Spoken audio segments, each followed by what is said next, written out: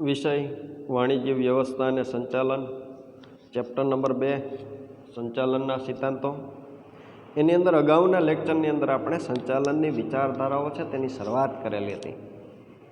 એ સંચાલનની વિચારધારાઓની અંદર આપણે પ્રશિષ્ટ વિચારધારા છે તે આપણે પૂરી કરેલી હતી. એના પછી તો કે ભાઈ નવ પ્રશિષ્ટ વિચારધારા છે તેની અંદર આપણે હવે જોવાનું છે વર્તન સંબંધિત વિચારધારા. તો વર્તન સંબંધિત વિચારધારાની અંદર આપણે જોઈએ તો કે સંચાલન એ અન્ય વ્યક્તિઓ પાસેથી કામ લેવાની કળા છે, જેમ પ્રોફેસર ઉર્વિકે કહ્યું છે. તો કે આપણે અહીંયા પ્રશ્ન પૂછે તો કે ભાઈ સંચાલન એ અન્ય વ્યક્તિઓ પાસેથી કામ લેવાની કળા છે, તે આપણે જોયેલું છે, બરાબર છે. તો એ વર્તન સંબંધિત વિચારધારાની અંદર તો કે ભાઈ સંચાલનને કોની સાથે ગણાવેલ છે? તો કે ભાઈ સંચાલન છે એને અન્ય વ્યક્તિઓ પાસેથી કામ લેવાની કળા સાથે સરખાવેલ છે. એ પ્રોફેસર ઉર્વિક કહે છે કે તમે તમારા માણસોને સાચવો, તમારા માણસો બાકી તમારું બધું સાચવી લેશે. અહીંયા વર્તન સંબંધિત વિચારધારાની અંદર આપણને એવું કીધું છે કે તમે તમારા માણસોને સાચવો, તમારા માણસો તમારું બાકીનું બધું છે ને સાચવી લેશે. સમજાઈ ગયું? આવું કોણે કીધેલું છે? તો કે ભાઈ ઉર્વિકે કીધેલું છે. તેમ કર્મચારી કે વ્યક્તિ એ એકમમાં ખૂબ જ મહત્ત્વનું સ્થાન ધરાવે છે. સંચાલન વ્યક્તિ મારફતે થતું હોવાથી સંચાલનનો અભ્યાસ આંતરવ્યક્તિક સંબંધોનો અભ્યાસ બની રહે છે. તો કે ભાઈ સંચાલન છે એ કોના દ્વારા થાય છે? તો કે ભાઈ સંચાલન એ વ્યક્તિઓ દ્વારા થાય છે. જેના પરિણામે શું થાય છે? તો કે ભાઈ સંચાલનનો અભ્યાસ છે એ આંતરવ્યક્તિનો સંબંધોનો અભ્યાસ છે એ બની રહે છે. એ સંચાલકીય કાર્યનું અગત્યનું કેન્દ્ર બિંદુ એ માનવ વર્તન અને માનવ સંબંધોનું છે. તો કે ભાઈ અહીંયા ધંધાકીય એકમ છે, એ ધંધાકીય એકમ જે સંચાલન કરે છે એ સંચાલકીય કાર્યનું અગત્યનું કેન્દ્ર બિંદુ એ શું છે? તો કે ભાઈ એ કેન્દ્ર બિંદુ એ માનવ વર્તન છે અને સાથે સાથે માનવ સંબંધ છે. તેથી વર્તન સંબંધિત વિચારધારા મનોવૈજ્ઞાનિક તારણોના ઉપયોગ દ્વારા કર્મચારીઓમાં કાર્ય સંતોષ અને કાર્યક્ષમતા વધારવા ઉપર ભાર મૂકે છે. તો કે ભાઈ ધંધાકીય એકમ છે એની અંદર જે કર્મચારી કામ કરે છે એ કર્મચારી છે ને એને સંતોષ મળવો જોઈએ. શેનો? તો કે ભાઈ કાર્ય પ્રત્યેનો. સાથે સાથે એની કાર્યક્ષમતા વધે એ ઉપર પણ ભાર મૂકવામાં આવેલો છે. તો આ બધી બાબતોનો અભ્યાસ એમાં થાય છે? તો કે ભાઈ વર્તન સંબંધિત વિચારધારામાં થાય છે. વર્તન સંબંધિત વિચારધારા છે એની અંદર આવા મનોવૈજ્ઞાનિક તારણો છે ને કાઢવામાં આવેલા છે.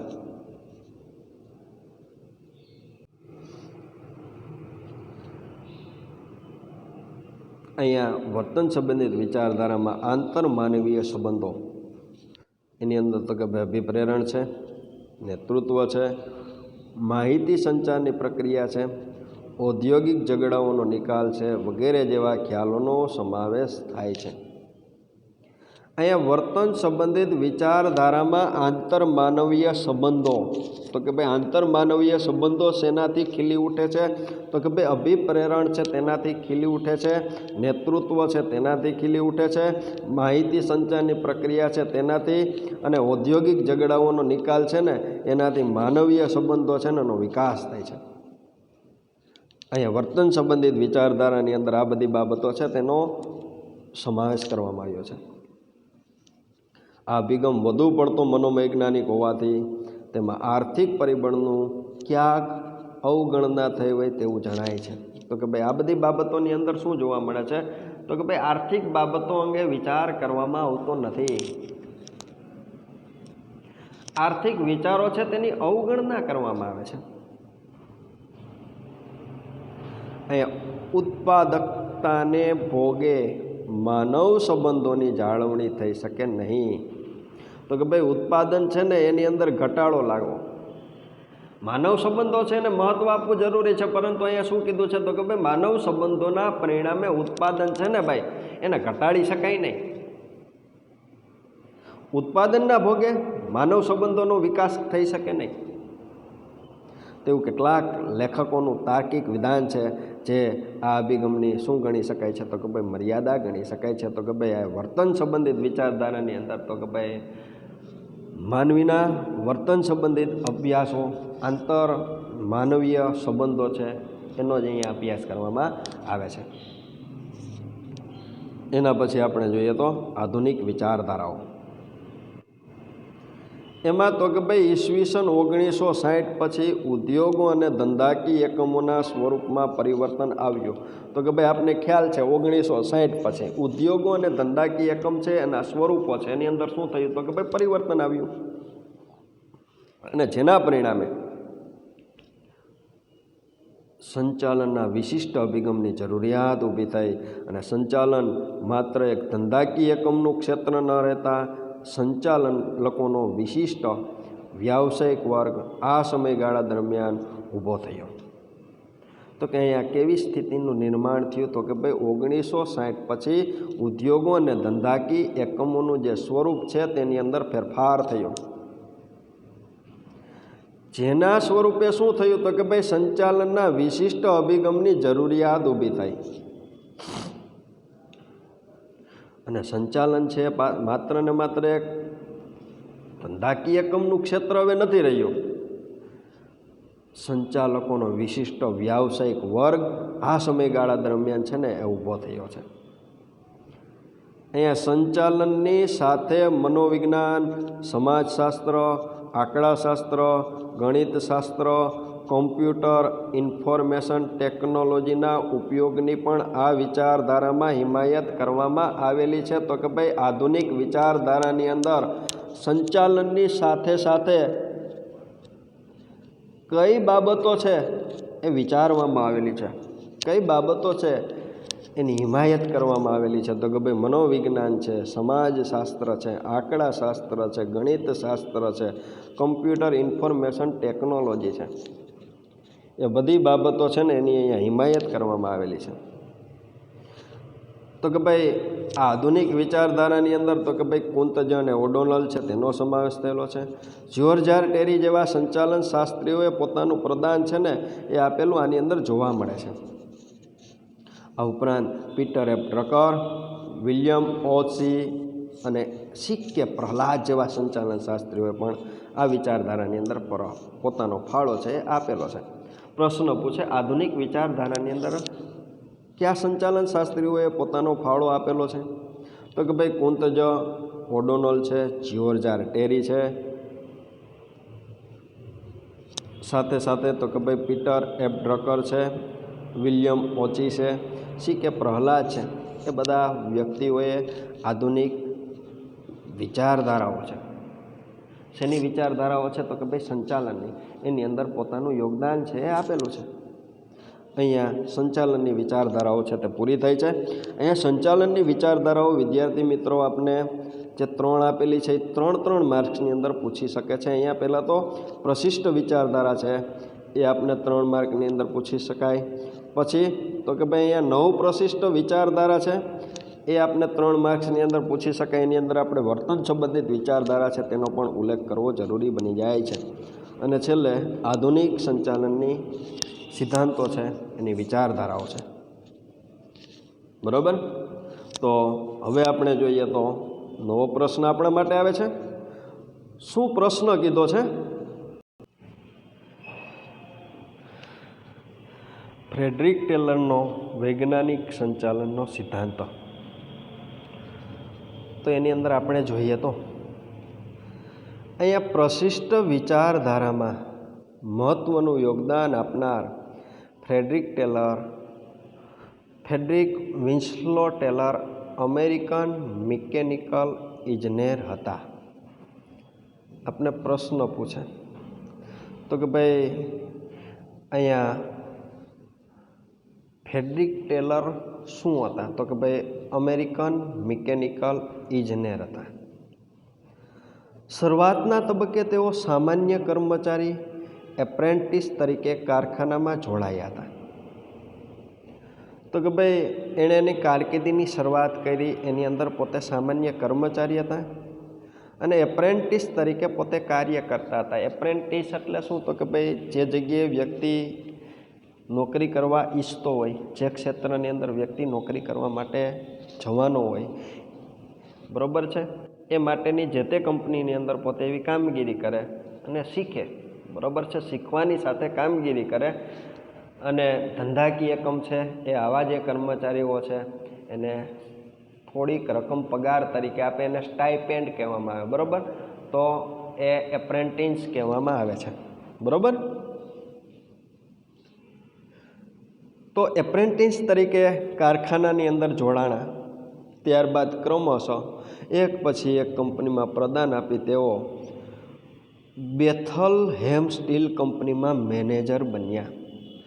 એક માર્કની અંદર પ્રશ્ન પૂછે કે ફ્રેડરિક ટેલર કઈ કંપનીની અંદર મેનેજર બન્યા? તો કે ભાઈ બેથલહેમ સ્ટીલ કંપનીની અંદર મેનેજર બન્યા. FW ટેલરે સૌ પ્રથમવાર આ દરમિયાન વૈજ્ઞાનિક સંચાલનનો સિદ્ધાંત રજૂ કર્યો.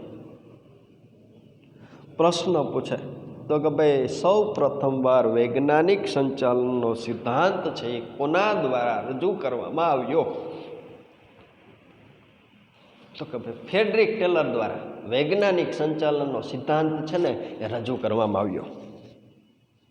તેથી તેમને વૈજ્ઞાનિક સંચાલનના પિતા તરીકે ઓળખવામાં આવે છે.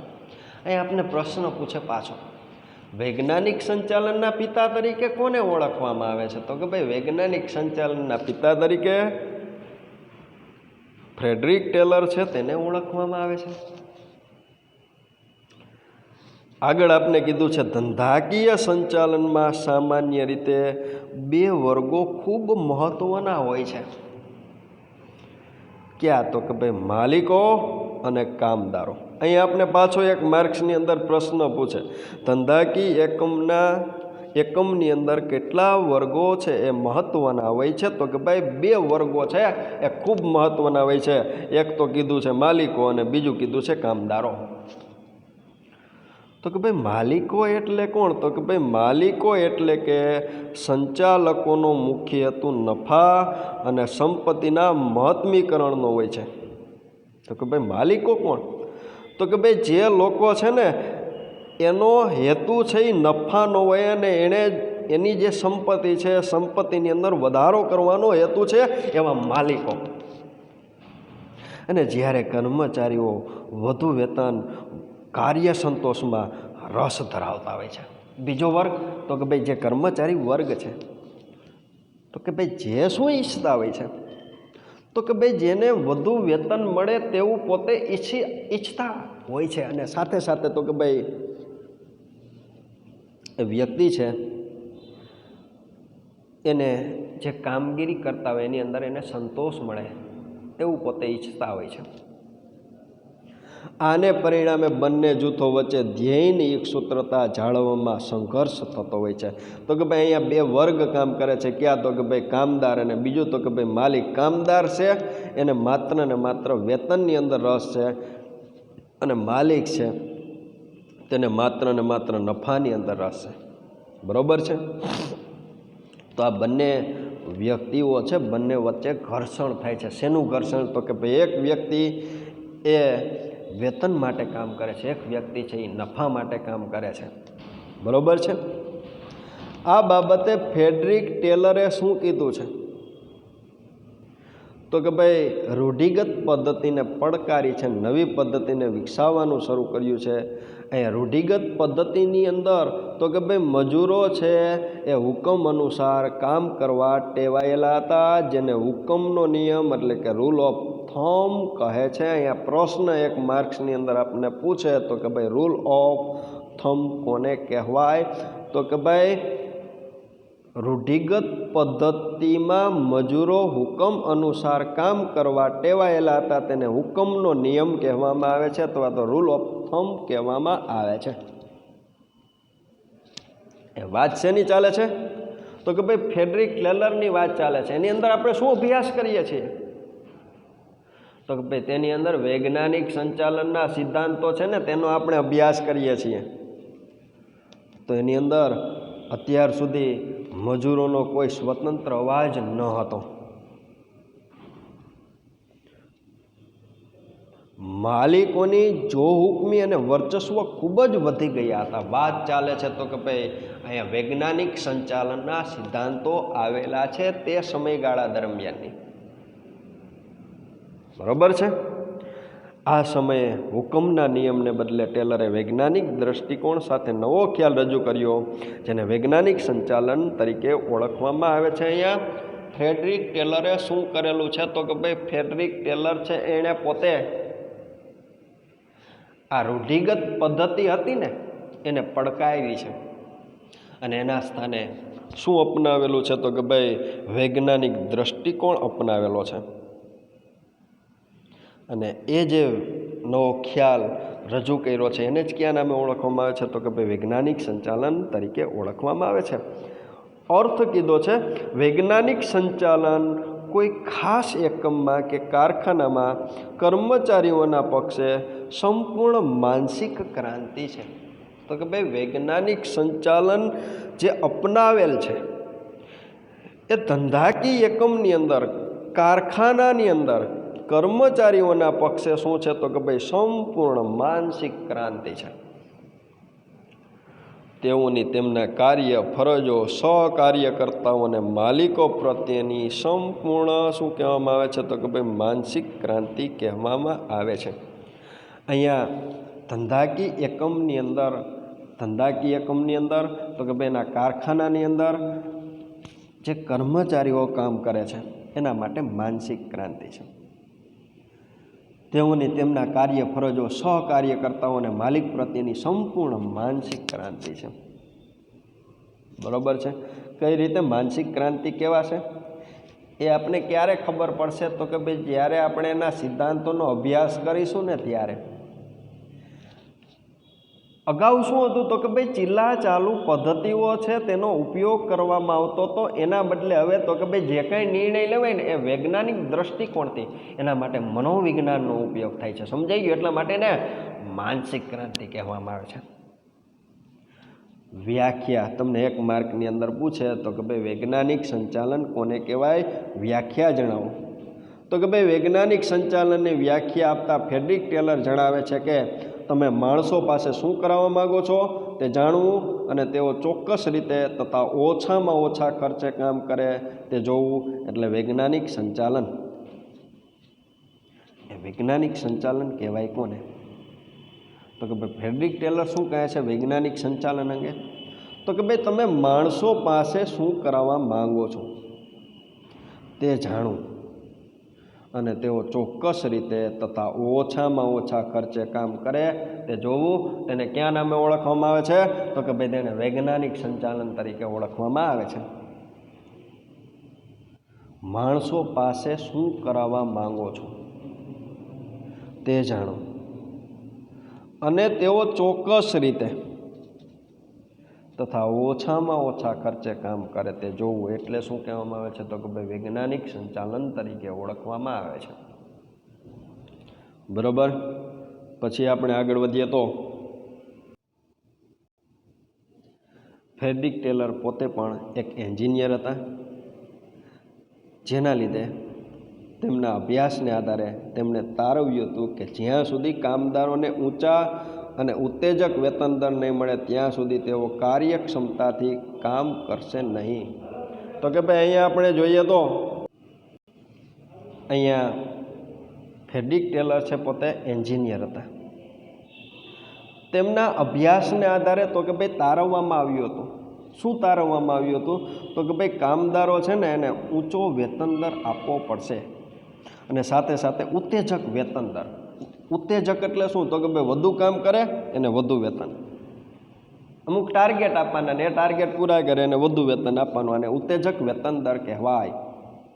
તો કે ભાઈ અહીંયા કામદારોને ઊંચા અને ઉત્તેજક વેતન દર નહીં મળે ત્યાં સુધી તેઓ કાર્યક્ષમતાથી, એની પાસે જે કાર્યક્ષમતા છે, એની પાસે જે કાર્ય દક્ષતા છે એ મુજબ એ લોકો છે ને એ કામ કરશે નહીં. એ કામદારો પાસે માત્ર રૂઢિગત મજૂરી કરાવ્યા વગર ઊંચી ઉત્પાદકતાની પ્રાપ્તિ માટે વૈજ્ઞાનિક રીતોનો ઉપયોગ કરી નીચો ઉત્પાદન ખર્ચ છે એ મેળવવો જોઈએ. અહીંયા કામદારો પાસે માત્ર ને માત્ર રૂઢિગત મજૂરી કરાવ્યા વગર ઉત્પાદકતાની પ્રાપ્તિ માટે વૈજ્ઞાનિક રીતેનો ઉપયોગ કરી અને ધંધાકીય એકમ છે એ પોતે શું કરી શકે તો કે ભાઈ ઉત્પાદન ખર્ચ છે ને એની અંદર ઘટાડો લાવી શકે. તો કે ભાઈ પહેલાં શું હતું તો કે ભાઈ ધંધાકીય એકમની અંદર રૂઢિગત પદ્ધતિ મુજબ ધંધાકીય એકમના જે કર્મચારીઓ હતા એની પાસેથી મજૂરી કરાવવામાં આવતી હતી, જેનાથી શું થતું હતું તો કે ભાઈ ઉત્પાદન ખર્ચ છે ને એ વધુ જોવા મળતો હતો. પરંતુ અહીંયા વૈજ્ઞાનિક ઢબે ધંધાકીય એકમ છે એ પોતે શું કરશે તો કે ભાઈ ઉત્પાદન ખર્ચ છે એ પોતે નીચો લાવશે. બરાબર છે. આ માટે સંચાલકોએ વેતન દર ઘટાડવા ન પડે અને કર્મચારીઓએ છે ને કામ ચોરી કરવી ન પડે. અહીંયા તો કે ભાઈ ધંધાકીય એકમની અંદર જે કર્મચારીઓ કામ કરે છે એની પાસેથી ઊંચી ઉત્પાદકતા પ્રાપ્ત કરાવી. બરાબર છે. જેના પરિણામે શું થાય તો કે ભાઈ નીચા દરે વસ્તુનું ઉત્પાદન થઈ શકે, એટલે કે ઉત્પાદન ખર્ચ ઘટાડી શકાય. અને જેથી શું થાય તો કે ભાઈ કર્મચારીઓ છે એનું વેતન ઘટાડવું ન પડે અને કામદારો છે એને કામ ચોરી કરવી ન પડે. એ પ્રકારે આ પદ્ધતિ છે એ અપનાવવાનો વૈજ્ઞાનિક અભિગમ છે સૂચવ્યો હતો. રૂઢિગત સંચાલનના પડકાર સ્વરૂપે તેમણે એક ક્રાંતિકારી વિચાર છે એ રૂપે વૈજ્ઞાનિક સંચાલનને રજૂ કર્યું, જેના મુખ્યત્વે નીચેની બાબતોનો સમાવેશ થાય છે. તો કે ભાઈ ફ્રેડરિક ટેલરે વૈજ્ઞાનિક સંચાલનની બાબતો રજૂ કરેલી છે, તેની અંદર શેનો સમાવેશ થાય છે તો કે ભાઈ એમાં નંબર 1 કીધો છે દરેકે કામદારને તેની બુદ્ધિ અને શક્તિ અનુસાર કામની સોંપણી કરવી જોઈએ. તો કે ભાઈ જે ધંધાકીય એકમની અંદર કામદાર કામ કરે છે એને કેવી રીતના કામ સોંપવું જોઈએ તો કે ભાઈ એની બુદ્ધિ મુજબ, એની શક્તિ મુજબ છે ને એને કામ છે સોંપવું જરૂરી બની જાય છે. બરાબર છે. બીજો નંબર કીધો છે તો કે ભાઈ કક્ષા અનુસાર મહત્તમ કામ કરવા માટે દરેક કામદારને સૂચના આપવી જોઈએ. તો કે ભાઈ જે વ્યક્તિ જે કક્ષાની અંદર કામ કરે છે તો ત્યાં દરેક કામદારને શું તો કે ભાઈ સૂચના આપવી જોઈએ તો કે ભાઈ બધા વ્યક્તિઓએ આટલું તો કામ કરવાનું જ છે. અને ત્રીજો નંબર કીધો છે ઝડપથી કાર્યદક્ષ રીતે કામ કરનાર દરેક કર્મચારીને તેની ક્ષમતાના, એની કક્ષાના વેતન કરતાં 30થી 100% વધુ વેતન આપવું જોઈએ. તો કે ભાઈ કર્મચારીઓ જે જગ્યાએ કામ કરે છે એની કક્ષાથી, એની ક્ષમતાથી જો વધુ કામ કરશે, એના સાથીદારોથી વધુ કામ કરશે તો એને ઓછામાં ઓછું 30% વધુમાં વધુ તો કે ભાઈ 100% દરે વધુ વેતન છે તે આપી શકાય. બરાબર છે. તો અહીંયા આપણે ફ્રેડરિક ટેલર છે એણે વૈજ્ઞાનિક સંચાલનના સિદ્ધાંતો અપનાવેલા છે, એ માટે એણે આ જે ક્રાંતિકારી વિચારો છે એ રજૂ કર્યા છે તે આપણે જોયા. હવે પછી આપણે આવતા લેક્ચરની અંદર શું જોશું તો કે ભાઈ વૈજ્ઞાનિક સંચાલનના સિદ્ધાંતો છે તેનો આપણે અભ્યાસ કરીશું. અહીંયા આપણો આ લેક્ચર છે તેને આપણે પૂર્ણ કરીએ છીએ.